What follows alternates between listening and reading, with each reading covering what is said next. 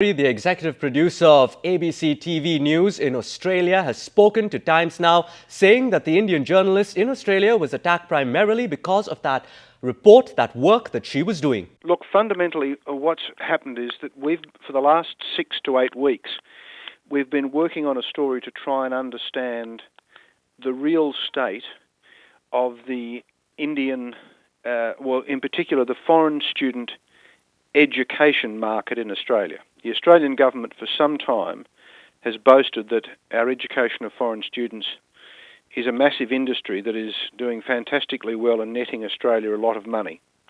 But clearly, when Indian students in particular went on to protest the whole issue of what we might call, what we could say is a tax against them, we wanted to look at the story to see what the truth was, whether this was the real reason they were protesting or were there other reasons. Okay? That makes sense?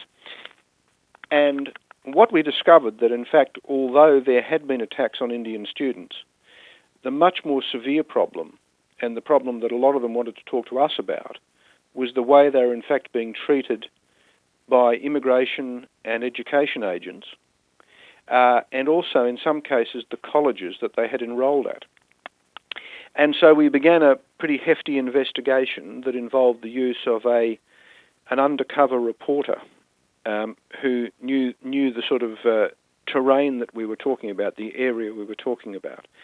And so what we uncovered was a range of scandals within the industry that move at one end from an organisation that was charging students for tuition but not providing the tuition in an appropriate fashion, right through to people who were prepared to sell English language tests that the student could buy and therefore practice their English language with, or they could have somebody else perhaps substitute for them in the exam. And we found other evidence of things like falsified work certificate, so that when you come to Australia and you get a qualification, you need to do practical work. And sometimes that's up to 900 hours of practical work. Say you wanted to be a cook or a hairdresser or something like that.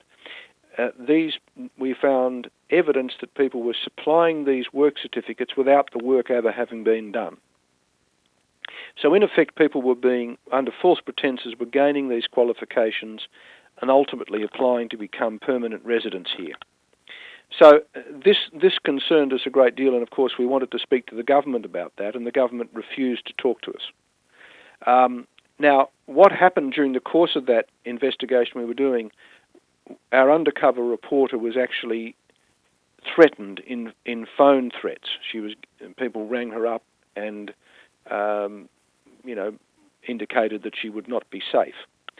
And then on the weekend, she was actually physically attacked in the street. We believe, potentially, possibly, because of the work she has been doing for us.